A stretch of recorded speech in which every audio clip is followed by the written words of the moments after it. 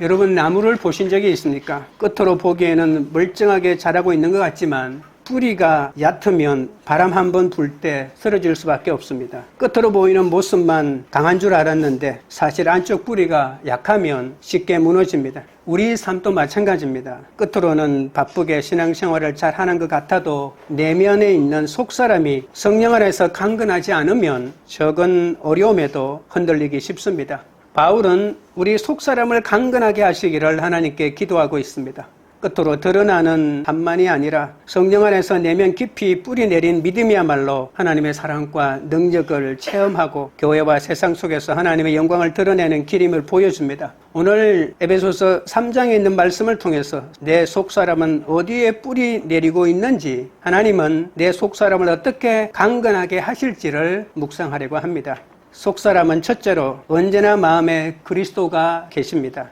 14절입니다. 이러므로 내가 하늘과 땅에 있는 각 족속에게 이름을 주신 아버지 앞에 무릎을 꿇고 비노니, 하나님은 모든 족속의 근원이십니다. 모든 복은 하나님에게서 시작되죠. 구원은 한 족속에게만 주어진 것이 아닙니다. 그런데 그 하나님을 오늘 본문에서는 우리의 아버지라고 하십니다. 유대인, 이방인 가릴 것 없이 모두가 하나님의 가족에 포함된다고 말하죠. 하나님을 굳이 아버지라고 말한 것은 자녀들과의 친밀한 관계를 강조하기 위해서입니다. 기도하고 있는 중이니까 친밀한 관계를 강조하는 것이 중요하겠죠. 아버지가 자녀의 이름을 짓듯이 하나님은 우리에게 이름을 주셨다고 합니다. 이름은 우리의 정체성이죠. 그리고 존재의 근거입니다. 김춘수 시인은 꽃이란 시에서 내가 그의 이름을 불러주었을 때 그는 나에게서 와서 꽃이 되었다고 했습니다. 이름을 불러주기 전까지는 그저 스쳐 지나가는 하나의 몸짓에 불과했지만 이름을 불러주는 순간에 특별한 존재가 된다는 거죠. 이사야 43장 1절에도 하나님은 내가 너를 지명하여 불렀나니 너는 내 것이라고 했습니다. 세상은 알아주지 않고 때로는 나 자신조차 내 존재의 가치를 잃어버립니다. 하지만 하나님은 내 이름을 불러주시고 너는 하나님의 특별한 존재인 사랑받는 자녀가 된다고 말씀해 주십니다. 하나님의 부르심 속에는 이러한 존재의 의미와 아름다움을 찾을 수 있습니다. 하나님이 우리에게 뜻을 보여주시면 우리는 기도할 수가 있죠. 성경을 세심하게 읽으면 우리의 기도는 그만큼 더 깊어질 수 있습니다. 왜냐하면 기도는 단순히 내가 원하는 것을 하나님 앞에 해달라고 떼쓰는 것이 아니고 하나님의 계획을 우리의 삶 가운데 이루는 것이기 때문입니다. 그리고 마지막에 무릎을 꿇고 비노니라고 하는 구절이 있습니다. 유대인들은 보통 서서 기도하기 때문에 무릎을 꿇고 기도하는 것은 일반적이지 않습니다. 그러나 성경에는 무릎을 꿇고 기도한 사람이 많습니다. 솔로몬도, 다니엘도, 에스라도, 겟세마네의 예수님도, 스데반도 모두 무릎을 꿇고 기도하지 않았습니까? 기도하는 자세가 중요한 것이 아니라 아버지를 신뢰하는 겸손한 마음이 중요하다는 것을 말합니다. 기도는 단순한 종교 행위가 아니라 친밀한 사귐을 갖는 것이기 때문입니다. 16절입니다. 그의 영광의 풍성함을 따라 그의 성령으로 말미암아 너희 속사람을 능력으로 강건하게 하시오며, 사람은 외적 조건의 변화가 아니라 내적 존재가 강건해야 한다고 합니다. 속사람은 성령께서 역사하시는 우리의 내적 존재 전체를 뜻합니다. 마음이나 양심이나 영이나 의지나 믿음의 중심을 포함하는 속사람은 하나님의 뜻을 따르고 또 하나님을 즐거워하고 성령의 역사로 매일 새로워지는 내적 인간입니다. 그리스도가 우리 안에 내주하시면 성령의 능력으로 우리 속사람이 강건하게 된다고 말합니다. 그런데 이런 질문을 할 수 있습니다. 예수 믿으면 자동적으로 그리스도가 우리에게 내주한다고 하는데 왜 다시 내주하게 해달라고 바울은 기도하고 있을까요? 그리스도인은 성령이 내주하시는 성전이지만 그리스도의 내주는 사람마다 정도의 차이가 있습니다. 그리고 성령이 속사람에게 힘을 주시는 것도 차이가 있습니다. 그래서 우리의 속사람이 대충 끝모습만 난 하나님의 아들이요 라고 하는 것이 아니라 속사람이 더욱 튼튼해지고 더 단단해지고 더 활기가 넘쳐야 한다는 것이죠. 속사람은 내 안에서 하나님의 뜻을 알아차리고 세상과 죄의 힘에 맞서도록 강건하게 하는 믿음의 중심이기 때문에 그 속사람이 강하지 않으면 우리의 신앙도 함께 무너지는 것이죠. 이 속사람이 강해질 때 우리의 겉사람의 연약함과 또 고난 속에서도 쉽게 무너지지 않는 내적 능력을 경험하게 됩니다. 그래서 외적 환경의 변화가 아니라 이 속사람의 강건함을 허락해달라고 기도하는 것이 너무나도 마땅하지 않겠습니까? 17절입니다. 믿음으로 말미암아 그리스도께서 너희 마음에 계시게 하시었고 너희가 사랑 가운데서 뿌리가 박히고 터가 굳어졌어. 마음에 계시다라고 할 때 이 계시다고 하는 말의 헬라어는 카토이케오라고 합니다. 내일 길을 떠나는 나그네처럼 잠시 머무는 장소가 아니라 집을 짓고 정착하여 그곳에 산다는 뜻입니다. 그리스도의 임재는 단순한 방문이 아닌 영구적인 거주여, 단순한 동행이 아닌 인격적 주권적인 내주여, 단순한 신분 변화가 아닌 거룩한 변화를 일으키는 임재 그 자체입니다.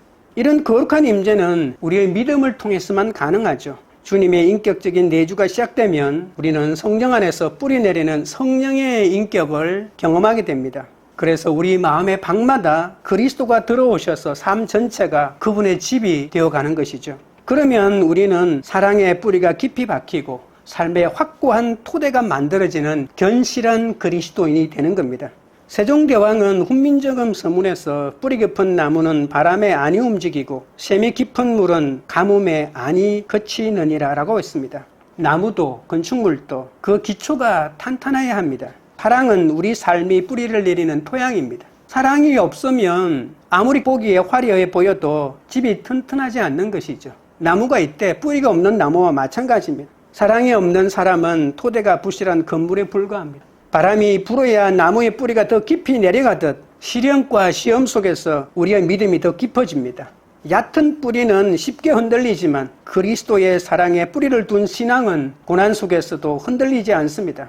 신앙은 보이지 않는 자리에서 자랍니다. 나무의 뿌리가 땅속으로도 깊이 내려가는 것과 같죠. 뿌리는 겉으로 보이지 않지만 생명의 원천 아니겠습니까? 우리의 은밀한 기도, 은밀한 말씀 묵상, 그리고 은밀한 순종의 삶이 바로 보이지 않는 뿌리입니다. 끝으로 드러나는 열매는 그 깊은 뿌리에서 나올 수밖에 없습니다. 신앙의 깊은 뿌리, 다른 사람이 보이지 않는 곳에서 하나님과 친밀하게 만남이 없는 사람이 화려한 열매를 자랑하는 것은 가짜라고 볼 수 있습니다.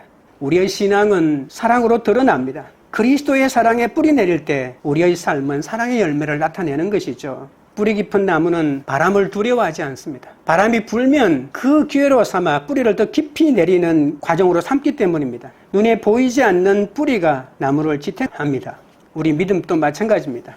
눈에 드러나는 열매보다 더 중요한 것은 그리스도 안에 더 깊이 내려진 뿌리입니다. 왜냐하면 뿌리가 깊을수록 우리의 삶은 흔들리지 않고 하나님과의 관계는 더 친밀해지기 때문입니다. 내 마음에 계신 그리스도가 바로 내 신앙의 뿌리입니다. 내 마음속에 그리스도가 없다면 내 신앙의 뿌리는 없다고 볼 수가 있습니다. 겉으로 드러나는 모습에만 연연하지 말고 성령으로 강건해진 속사람 안에서 하나님의 능력을 체험하시기 바랍니다. 속사람 둘째는 그리스도의 온전한 사랑을 실천합니다. 18절입니다. 너희 모든 성도와 함께 지식에 넘치는 그리스도의 사랑을 알고, 그리스도의 사랑을 알려면 능력이 필요하다고 합니다. 유대인이나 이방인을 가리지 않고 품에 안는 사랑이 얼마나 어렵겠습니까? 싫은 사람도 오랫동안 용납하고 죄인도 품을 만큼 깊은 사랑이어야 하지 않겠습니까? 자신이 원하는 사람만 사랑한다면 그리스도의 사랑이 아니죠. 이 사랑은 단순히 책 몇 권 보고 아는 차원이 아닙니다. 머리로 알지 않고 삶에서 사랑으로 보여주는 실천적인 사랑입니다. 지식에 넘치는 사랑이라고 표현했는데 이것은 인간의 이해관계를 뛰어넘는 사랑입니다.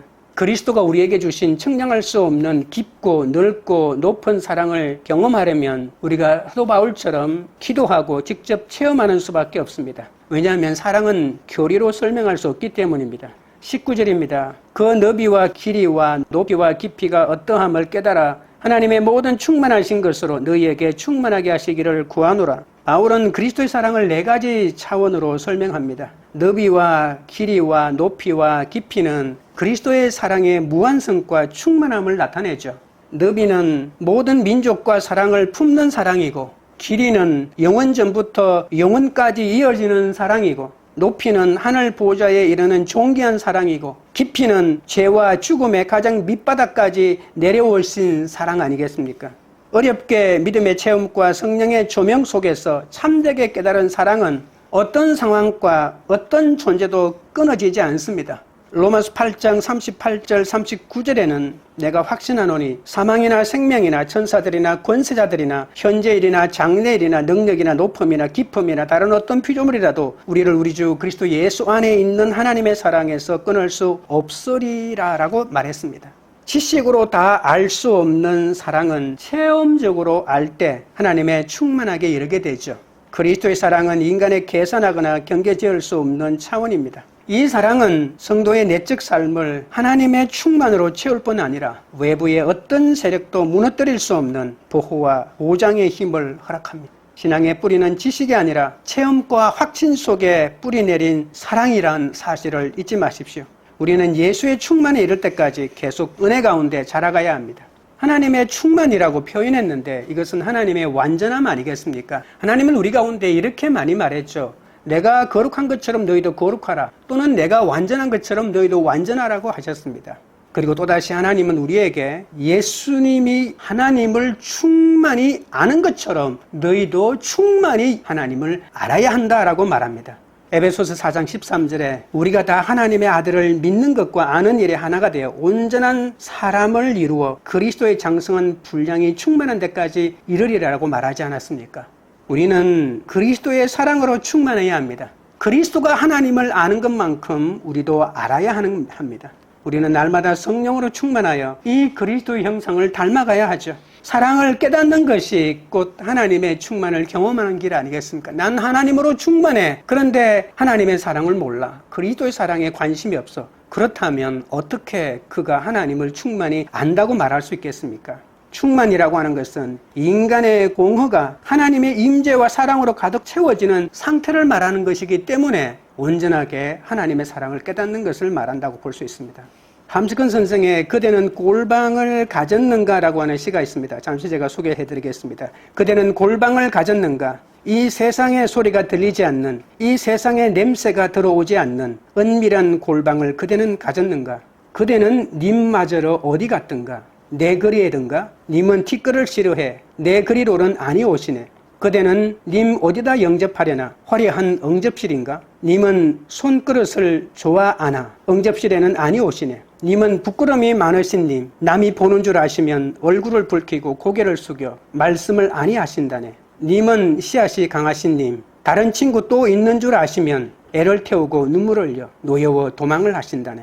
님은 은밀한 곳에만 오시는 지극한 님, 사람 안 보는 그윽한 곳에서 귀에다 입을 대고 있는 말을 다 하시며 목을 끌어안고 입을 맞추자 하신다네.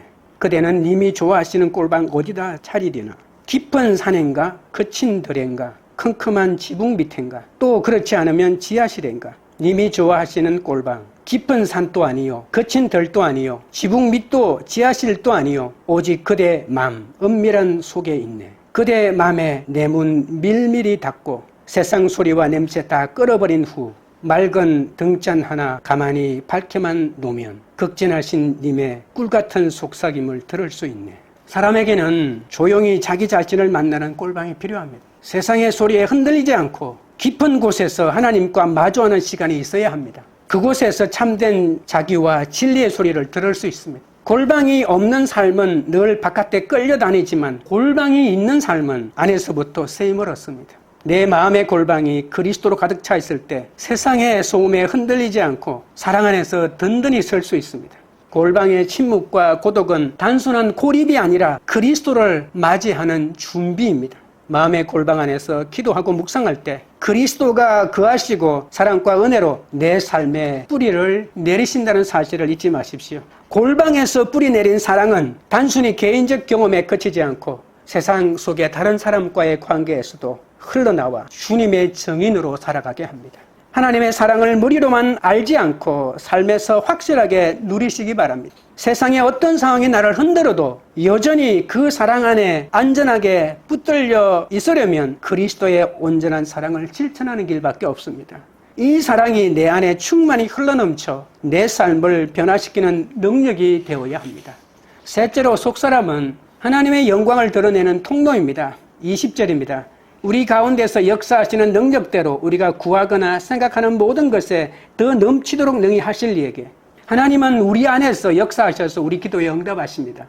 하나님의 능력은 멀리 있는 추상적인 것이 아니라 우리 안에서 실제로 일하는 능력이라고 합니다. 하나님은 지금도 살아계셔서 역사하시지요. 하나님은 우리 생각을 읽으시고 우리가 구하지 못하는 것들도 아신다고 합니다. 우리가 구하거나 생각하는 것보다 훨씬 더 넘치는 응답을 주시는 그런 분이라고 하십니다. 하나님은 믿음을 고백하는 개인과 공동체 안에서 청량할 수 없을 만큼 풍성하신 은혜를 아낌없이 주십니다. 어떻게 하나님이 그렇게 하실 수 있죠? 하나님에게는 능력이 있기 때문입니다. 어떤 능력인가요? 하나님의 능력은 죽은 자 가운데서 살리는 부활의 능력이요. 하늘 보좌에 우리를 앉히시는 그러한 능력입니다. 이 하나님의 능력을 깨닫고 끝까지 이 하나님의 사랑을 우리 삶 속에 실천하려고 애쓰고 나아가면 하나님의 놀라운 역사를 경험한다는 말입니다. 당장 내 손에 아무 응답도 보이지 않는다고 해서 실망해서는 안 됩니다. 신앙은 내가 구하는 것에 머무르지 않고 하나님이 이루시는 것을 바라보는 것이기 때문입니다. 제가 지금 사는 아파트에 이사 온 지 9년 정도 됐습니다. 저희 동 입구에 너티나무가 여러 그루 있습니다. 그런데 제가 생각하는 것보다 빨리 자라지 않아서 늘 의아스럽게 생각했습니다.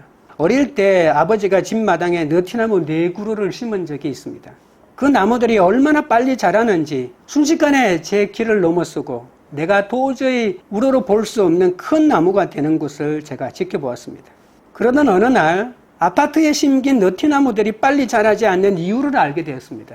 나무가 심어진 땅은 그냥 맨 땅이 아니라 지하 주차장 위에 만들어진 땅이기 때문입니다. 너티나무들은 기껏해야 콘크리트 위에 1m 남짓한 흙더미 위에 심어졌기 때문입니다. 너티나무처럼 크게 자라는 나무가 뿌리를 밑으로 한없이 내려야 하는데 1m 정도 되는 흙 위에 무슨 뿌리를 내릴 수 있겠습니까? 그러니 자라지 않는 것이죠. 아파트에 심긴 너티나무는 지하 주차장 위 얕은 흙에 뿌리를 내렸습니다. 끝으로는 자라고 있지만 깊이 뿌리를 내릴 수 없어 제대로 성장하지 못합니다. 우리 신앙도 이와 비슷합니다. 끝으로는 교회 다니고 말씀을 듣고 봉사하지만 정작 그리스도의 사랑 안에 깊이 뿌리내리지 못하면 힘있게 자라지 못합니다. 하나님은 얕은 흙 위에서도 자라게 하실 수 있는 분이지만 하나님은 우리가 그리스도 안에 깊이 뿌리 박혀 자라서 하나님의 충만한 은혜와 영광을 드러내는 것을 원하십니다. 사람이 보기에는 자라지 않는 것 같아도 하나님께 뿌리를 내리면 우리가 생각하는 것보다도 훨씬 더 크고 넓게 하나님께서 원하시는 방식으로 자라게 하신다는 사실입니다. 하나님은 우리가 구하거나 생각하는 모든 것에 더 넘치도록 응답하시는 분이심을 잊지 마시기 바랍니다. 그 하나님을 믿고 끝까지 기도를 멈추지 말아야 합니다. 21절입니다. 교회 안에서와 그리스도 예수 안에서 영광이 대대로 영원무궁하기를 원하노라. 아멘. 하나님은 부활의 능력으로 가득한 사랑의 공동체를 만드셨죠. 그것이 바로 교회입니다. 교회는 하나님의 구속 역사가 그대로 드러나는 공동체입니다. 그리고 그 교회는 그리스도의 몸이기도 하기 때문에 하나님의 영광은 언제나 그리스도 안에서 교회를 통해 드러난다고 하셨죠. 성령이 우리 삶을 통해 이 그리스도의 사랑을 드러낼 때 하나님의 영광이 더욱 빛을 발할 것입니다. 하나님의 영광은 일시적인 것이 아니라 대대로 영원히 드러날 것이라고 본문이 말하고 있습니다. 우리는 삶에서 어려움과 시련을 만나도 성령을 의지하면 그리스도의 내주하시는 능력으로 그리스도의 사랑을 우리 삶 속에 실천할 수 있고 그 그리스도의 사랑을 통해서 하나님의 영광을 뿜어내는 역할을 한다고 말합니다. 그러니 그리스도의 사랑이 모든 삶의 뿌리와 토대가 되어야 한다고 합니다. 우리가 그리스도의 사랑에 거할 때 하나님의 충분한 능력을 경험할 수 있습니다. 그 지식을 경험하는 큰 은혜까지 나아가시기 바랍니다. 우리는 삶에서 하나님의 능력이 실제로 역사하심을 경험해야 합니다. 우리의 기도와 생각이 하나님을 제한하지 말아야 합니다. 우리의 삶은 하나님의 영광을 드러내는 통로가 되어야 합니다. 말씀을 맺겠습니다. 속사람은 언제나 마음에 그리스도가 계십니다. 속사람은 내 안에서 하나님의 뜻을 알아차리고 세상과 죄의 힘에 맞서도록 강건하게 하는 믿음의 중심이라고 했습니다. 이 속사람이 강해질 때 그 사람의 연약함과 고난 속에서도 무너지지 않는 내적 능력을 경험하게 됩니다. 내 마음에 계신 그리스도가 바로 내 신앙의 뿌리입니다. 뿌리가 깊을수록 삶은 흔들리지 않고 사랑의 열매는 더 풍성하다는 사실을 잊지 마시기 바랍니다. 겉으로 드러나는 모습에만 연연하지 말고 성령으로 강건해진 속사람 안에서 하나님의 능력을 체험하시기 바랍니다. 속사람은 그리스도의 온전한 사랑을 실천합니다. 하나님의 사랑을 머리로만 알지 않고 삶에서 확신하며 누리시기 바랍니다. 세상의 어떤 상황이 나를 흔들어도 여전히 그리스도의 사랑 안에 안전하게 붙들려 있으려면 그리스도의 온전한 사랑을 내 삶 속에서 실천해야 함을 깨달으시기 바랍니다. 속사람은 하나님의 영광을 드러내는 통로입니다. 사람이 보기에는 자라지 않는 것 같아도 하나님께 뿌리를 내리면 생각보다 훨씬 크고 넓게 하나님께서 원하시는 방식으로 성장한다는 사실을 잊지 마십시오. 우리의 기도와 생각으로 하나님을 제한하지 말고 기도를 멈추지 마시기 바랍니다. 우리의 삶이 하나님의 영광을 드러내는 통로가 됨을 잊지 마시기 바랍니다. 찬양 드리고 기도하겠습니다.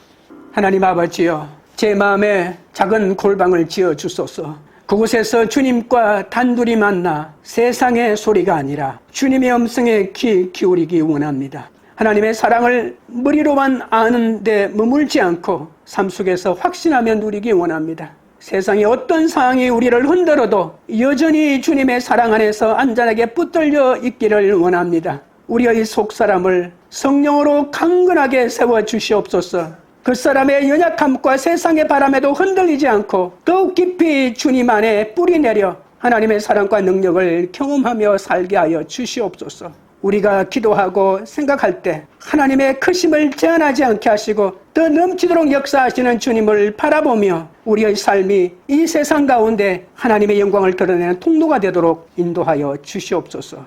광교리들 교회가 언제나 마음에 그리스도가 계시고 그리스도의 온전한 사랑을 실천함으로 하나님의 영광을 드러내는 속사람이 충만한 통로가 되도록 인도하여 주시옵소서. 우리가 구하거나 생각하는 것보다 더 크고 놀라운 일을 이루시는 하나님을 바라보며 우리 교회를 통해 하나님의 영광이 세상에 드러나고 열방까지 전해지도록 인도하여 주시옵소서. 예수님의 이름으로 기도합니다. 아멘.